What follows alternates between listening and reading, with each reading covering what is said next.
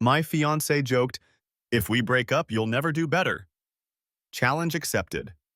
I upgraded, leveled up, and watched him RSVP scene to a life he no longer qualifies for. My name's Claire, 28, female, and I can still hear the way he laughed when he said it. We were sitting on our old couch, takeout containers on the coffee table, his socks thrown on the floor like always.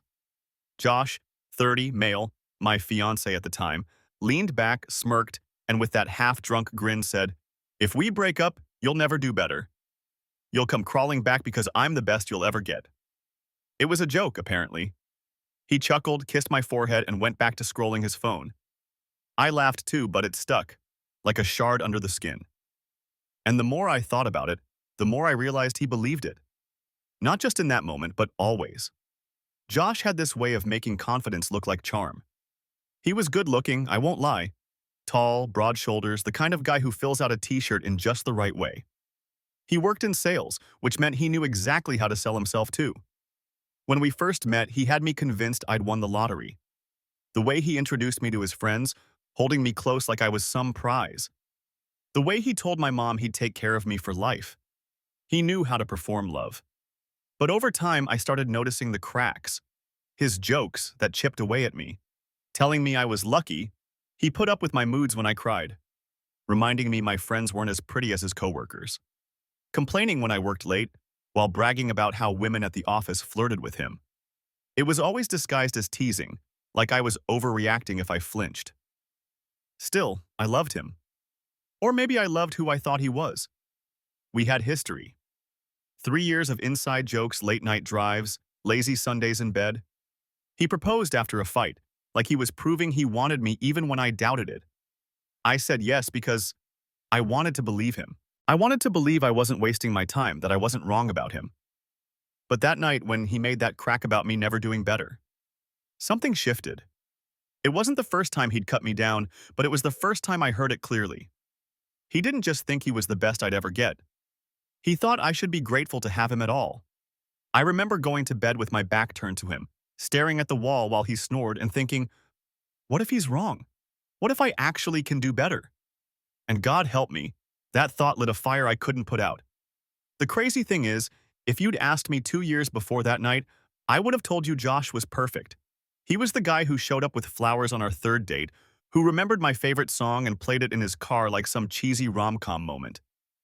He'd hold my hand in public, make people laugh at parties, kiss me in the middle of Target just to embarrass me. My friends all said he was such a catch, but then the little things started piling up. Josh hated when I wore baggy clothes, said I was wasting my body.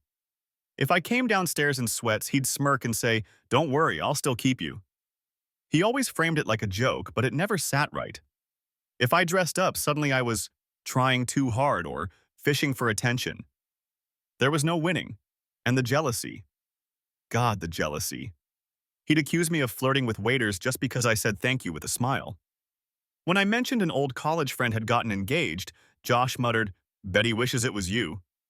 Guys don't just stay friends with women unless they're waiting for a chance. Then he'd laugh like I was too naive to see the truth.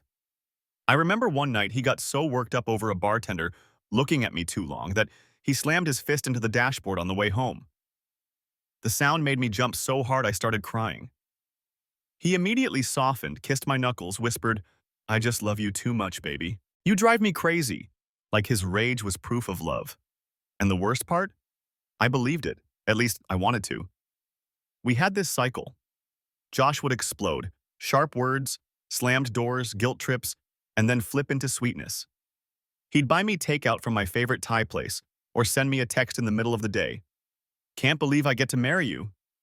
And every time, I'd let myself melt back into it, convincing myself the good outweighed the bad.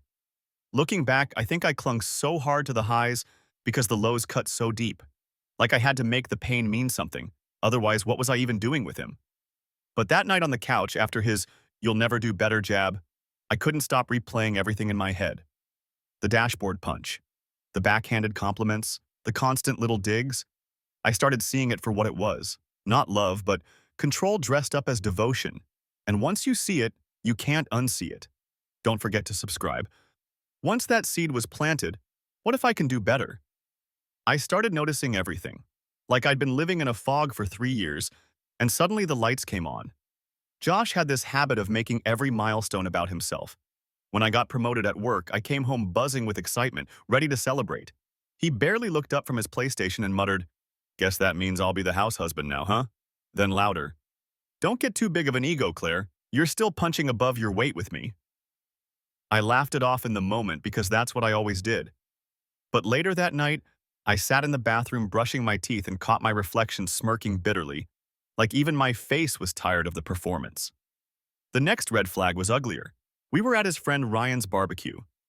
Josh loved these little social arenas where he could be the charming star and I was just his accessory. A couple of Ryan's co-workers were there, including a guy named Mark who struck up a casual conversation with me while I was grabbing a soda. He asked about my job, said congratulations when I told him about my promotion. Nothing flirty, just normal small talk. Josh walked up mid-sentence, draped his arm around me, and said loud enough for everyone to hear, "Careful, man. She's mine. Don't let her smile fool you. She's trouble." He laughed, clinked his beer to Mark's like it was all banter. But his grip on my shoulder was iron, his nails pressing through my shirt. When we got home, the mask dropped. He cornered me in the kitchen, eyes blazing. "Don't play dumb, Claire. I saw the way you were leaning in. You like the attention, huh?" I tried to explain, my voice shaking, that it was just a conversation. He slammed the fridge door shut so hard a magnet fell off. For a second, I thought he was going to hit me. He didn't. Instead, he kicked the trash can so hard it cracked, garbage spilling across the floor. Then he stormed out, leaving me to pick up the mess, literal and otherwise. And when he came back hours later, reeking of beer, he collapsed next to me on the couch, head in my lap like a child. "I just don't want to lose you," he mumbled. "You're all I have." That was his favorite refrain, that I was his whole world, that no one else could ever love him like I did. But in my gut, I knew the truth. It wasn't about love. It was about keeping me small enough that I'd never think I deserved more. The irony? The more he tried to cage me, the clearer it became that I needed to get out. And the cruelest part of all? The man who told me I'd never do better was proving day by day exactly why I could. The breaking point didn't come in one dramatic explosion. It came in a series of small, humiliating moments that stacked up until I couldn't breathe under them anymore. One night, Josh came home drunk from a work happy hour. He reeked of whiskey and cheap cologne, the kind that didn't belong to him. I was sitting at the dining table grading some reports I'd brought home. He dropped his jacket over the back of my chair, leaned down and slurred in my ear. "You really think some guy at work is going to want you? Look at you, Claire. You're mine because no one else would put up with you." I froze. My pen slipped from my hand, ink smudging across the page. He laughed, staggered to the couch, and passed out mid-sentence about closing a big deal. I sat there staring at him, the words echoing in my head. It wasn't even the insult that stung the most. It was how casual it was, how certain he sounded. Like the idea of me being wanted by anyone else was laughable. That same week, I found my wedding vision board ripped in half. I'd left it on the dresser, little magazine clippings, notes, colors I liked. Nothing extravagant, just pieces of a dream. When I asked Josh about it, he shrugged and said, "Didn't like the look of it. Besides, you'll never actually plan something without me. You'd just mess it up." Then came the night of the shattered photo. We'd had another fight, this one about me working late again. I told him I was saving for my own emergency fund, that I didn't want to rely only on him. He grabbed our engagement photo off the wall, the one of us smiling at the beach, and hurled it across the room. The glass cracked into spider webs, our frozen smiles splintered. He left it on the floor like a warning. I remember kneeling down, carefully picking up shards with my bare hands, my fingers trembling, blood beating at my skin. And something in me whispered, "This is it? You're done?" The next morning, Josh acted like nothing had happened. He made coffee, kissed my temple, asked what I wanted for breakfast. I stared at him, the broken frame still leaning against the wall behind him, and thought, "I'm going to leave you. You just don't know it yet." That was the moment the fire inside me shifted. No more shrinking myself, no more begging for scraps of affection between explosions. I started planning, not just to leave, but to prove him wrong in the one way he'd never recover from. He wanted me to believe I'd never do better? Fine. I'd show him exactly how much better I could do. Don't forget to subscribe. Update. Wow, I didn't expect so many of you to care about my little meltdown on the internet. Honestly, I thought maybe 10 people would skim it and move on. Instead, my inbox blew up. Half of you telling me to run like hell, the other half offering to help me pack. Someone even DM'd me a moving company discount code. You guys are wild. But here's the thing. You were right. All of you. Reading your comments was like holding a mirror up to my relationship, except the glass wasn't cracked. I could see it clearly for the first time. Every joke, every broken thing, every bruise on my self-worth, it wasn't love. It was control. And I've been living like a caged animal, convincing myself the bars were just part of the scenery. So here's where I'm at. I've started making quiet moves. Nothing obvious, because if Josh caught wind, he'd lose it. He's unpredictable when he feels cornered, and I'm not stupid. I'm not giving him a reason to explode before I'm safe. But little by little, I've been carving out space for myself. I opened a separate bank account. I've been moving small amounts of money into it under the radar. I've been reconnecting with old friends, the ones he pushed me away from because they didn't respect our relationship. Turns out, they were just normal people who thought Josh was an ass. And here's the kicker. Remember how Josh said I'd never do better? How no one else would want me? Well, I've started to realize something. Better doesn't even have to mean another guy. Better is me sitting alone in a quiet apartment, no glass shattering, no voice in my ear cutting me down. Better is me walking into a room and not bracing for a sarcastic jab disguised as a joke. Better is freedom. That said, life has a twisted sense of timing. Someone new has stumbled into my orbit. Totally unexpected, not planned, not even something I was looking for. I'm not going to spill details yet because it feels fragile, like saying it out loud might break it. But let's just say Josh was dead wrong. The universe has already handed me a little preview of how much better things could be. And before anyone says it, no, this isn't about revenge dating. This is about me realizing I have value outside of Josh's warped narrative, that I'm not stuck, that I don't have to live small. Still, I'd be lying if I said I wasn't already imagining the look on his face when he sees what I've become without him.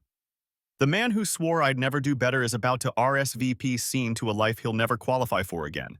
Stay tuned. Because I'm not just leaving him, I'm going to make sure he feels it. Once I decided I was done, Josh must have sensed it, like animals smell blood in the water. His mood swings got sharper, the jokes meaner. If I came home late, he'd grill me about who I was really with. If I dressed nice for work, he'd sneer, "Trying to impress somebody? Don't forget who you're coming home to." The irony was, I'd stopped really coming home to him at all. My body was there, but my heart was already gone. The cracks showed the night I didn't answer his call right away. I was at a coworker's small birthday dinner. Nothing wild, just wine and cake. When I checked my phone, I had 9 missed calls, 3 voicemails, and a text that said, "Answer me or don't bother coming back." When I walked through the door an hour later, he was pacing, red in the face, fists clenching and unclenching like he was revving up for something. He demanded I hand him my phone. I told him no. That tiny word set him off. He snatched my purse, dug through it like a thief, and hurled it across the room when he didn't find what he wanted. My lipstick smeared across the wall, my keys clattered under the couch. Then he grabbed my laptop. That was his big mistake. That laptop wasn't just work. It was my lifeline. All the files I'd been quietly saving. Screenshots of his messages, photos of broken things, journal entries with dates and times. Evidence. Proof. He thought he was taking control, but all he did was remind me how much power he thought he had. I didn't scream. I didn't cry. I just stood there, arms folded, while he raged. And inside, I felt this eerie calm, like watching a storm from behind bulletproof glass. For the first time, I wasn't scared. I was planning. Because here's the thing. I wasn't leaving quietly.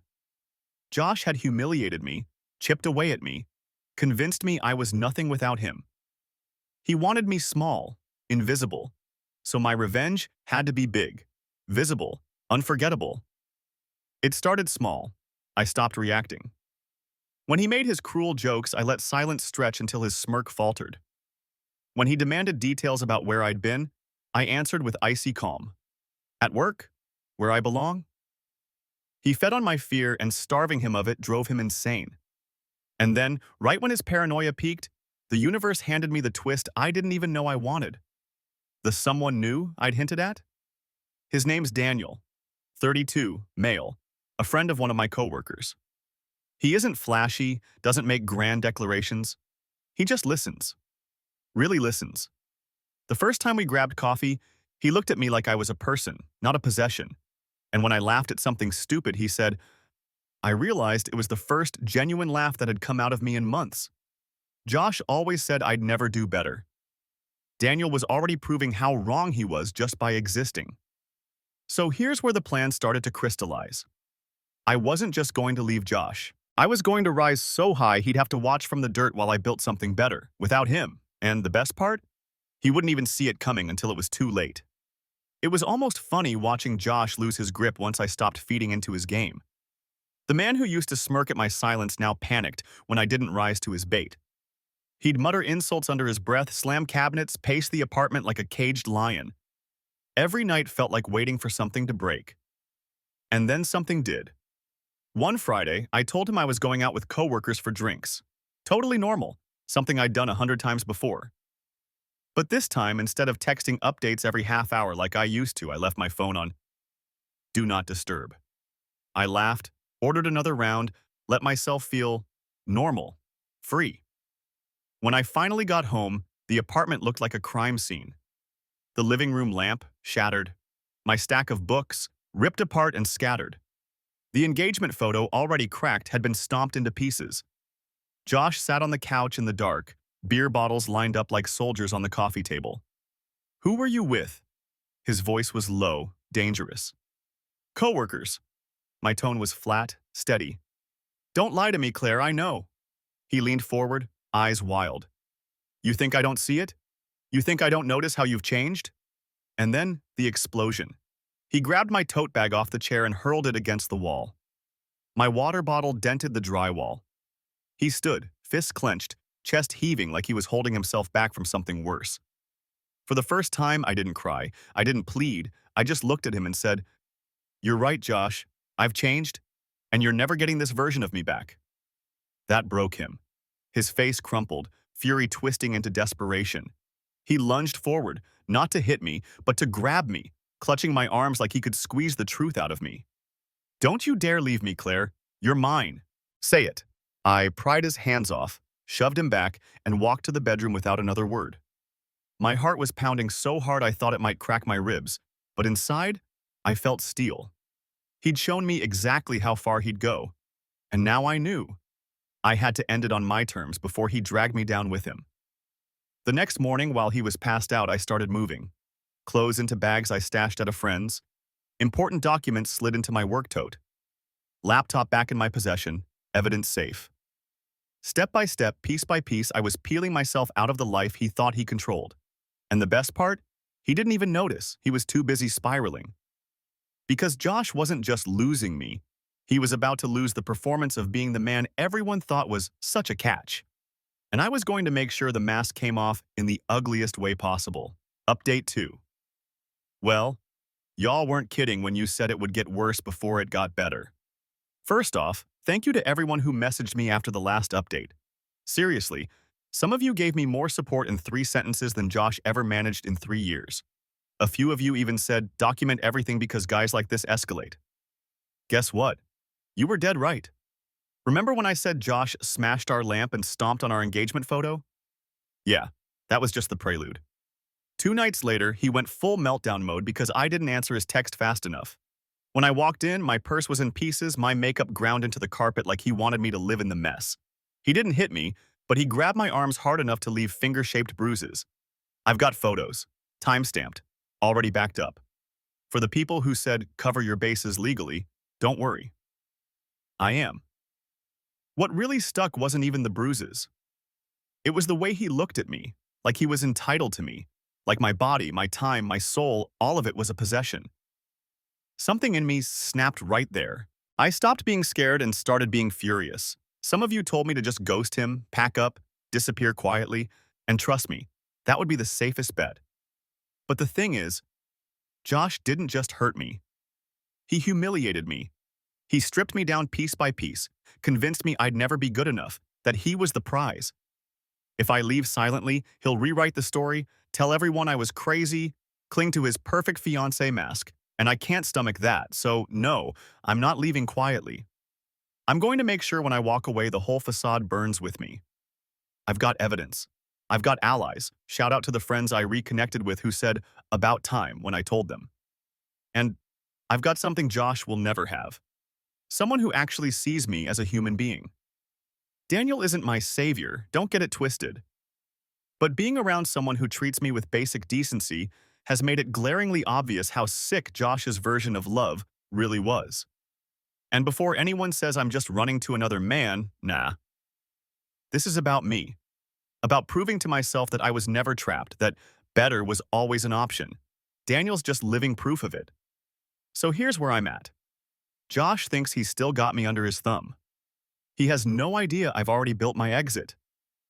No idea I've got proof stacked against him. No idea I've got people waiting to help me walk out. And soon, he's going to find out in a way that will leave no room for spin, no space for denial.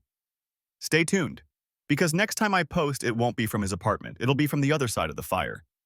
The night everything finally broke was almost cinematic, except I was living it, heart pounding, palms sweating, ready for war. Josh had been in rare form all week. Every time I left the apartment, he demanded to know where I was going. Every time I touched my phone, he craned his neck like a vulture to see the screen. His paranoia was eating him alive, and I barely had to say a word to push him over the edge. Friday night, Ryan, the same friend whose barbecue Josh had embarrassed me at months earlier, was hosting a small get-together. Ryan had always liked me, and after reconnecting, I'd told him the truth. I needed help. He didn't hesitate. "You've got backup, Claire. Just say the word." So I set the stage. Told Josh I'd be going to Ryan's with him. Played the dutiful fiancé for a few hours, laughed at the right moments, let him keep his arms slung around me like a leash. Inside, my plan was already unfolding. Because waiting at Ryan's were more than friends, my allies. The people Josh had sneered at, belittled, pushed out of my orbit. They knew, and they were ready. It didn't take long for him to crack. Mark, the guy he'd accused me of flirting with, was there too. The second Josh saw him, his grip on my waist tightened like a vice. I gently peeled his hand off and stepped away. That tiny act lit the fuse. "You think I don't see it?" Josh barked, loud enough for the whole room to hear. Conversations died. Heads turned. His face was flushed, eyes wild. "She's been sneaking around, acting like she's too good for me. You all think she's better than me?" I didn't flinch. I pulled my phone from my pocket, opened the folder of evidence, and with a calm I didn't even recognize in myself, said, "Actually, Josh, I think it's time everyone sees the truth." One by one, I showed them. Photos of bruises, videos of smashed furniture, screenshots of his drunken rants. The room went dead silent, except for Josh sputtering, "She's lying. She's twisting everything," until Ryan stepped in between us, eyes hard. "We've seen enough, man. Get out." Josh snapped. He lunged, knocking over a chair, sending a drink crashing to the floor. People shouted, pulled him back, shoved him toward the door. He fought like a cornered animal, screaming that I was his, that I'd regret this. But here's the thing. The moment wasn't mine to regret. It was his. Because every single person in that room saw behind the mask he'd worn for years. The charming salesman, the perfect fiancé, gone. All that was left was the ugly truth, spilling out of him in front of the very people whose approval he craved most. When the door finally slammed shut behind him, I didn't cry. I didn't shake. I just exhaled, long and steady, as if I'd been holding my breath for 3 years. That night, I didn't go back to our apartment. My bags were already stashed at a friend's, my documents safe, my future wide open. And when I woke up the next morning in a quiet, sunlit room that wasn't tainted by him, I felt it for the first time. Relief. Freedom. But the revenge wasn't just that I left. It was that Josh had to watch me rise from the rubble he created, and he had to know he'd built the fire that burned him down. Leaving Josh wasn't the end. It was the beginning. In the weeks after the blow-up at Ryan's, Josh tried everything. First came the love bombing. Flowers left at my office, long texts about how he was working on himself. When I didn't respond, he pivoted to rage. Voicemails calling me a liar, a traitor, warning me I'd regret humiliating him. Then came the pity act. You're all I had, Claire. Please don't leave me with nothing. But here's the thing. He didn't leave me with nothing. He left me with scars, with memories I wouldn't wish on anyone, with the bitter aftertaste of wasted years. And yet, I was still standing, stronger than he ever wanted me to be. Meanwhile, word spread. The night at Ryan's became a story that rippled through our friend group, then beyond. People who once told me how lucky I was started looking at Josh with disgust. Invitations dried up. His coworkers stopped covering for him. Even his boss, who'd always thought Josh was a charmer, called HR after hearing about his outbursts. One meltdown too many at work, and he was let go. Josh always said I'd never do better. Funny because he was the one who crumbled while I rebuilt. I found a new apartment, sunny, quiet, mine. I started running again, something I'd given up because Josh mocked me for being slow. I reconnected with friends who reminded me I was more than someone's fiancé-shaped punching bag. And Daniel? He stayed. Not swooping in to fix me, just showing up, listening, making me laugh when I forgot I knew how. With him, there were no games, no cages, just space to breathe. The final twist came a few months later. A mutual friend was getting married and I decided to go. Not to prove anything, just because I wanted to. I wore a dress that made me feel unstoppable, walked in with Daniel by my side, head high. Josh was there, alone. When our eyes met across the room, I swear time slowed. He looked wrecked, smaller somehow, like all the confidence had drained out of him. And me? I wasn't shaking, I wasn't shrinking. I was laughing at something Daniel whispered in my ear, hand resting in his, surrounded by people who actually respected me. Josh didn't come over, didn't try to talk. He just stood there, phone in his hand. And later, when someone posted a photo from the wedding on Facebook, me glowing, Daniel's arm around my waist, I saw the tiny notification pop up. Josh had seen it. No comment, no message. Just the silent acknowledgement from the man who once swore I'd never do better. Challenge accepted, challenge completed. He was right about one thing, though, I'll never do better, because I'll never settle for less again.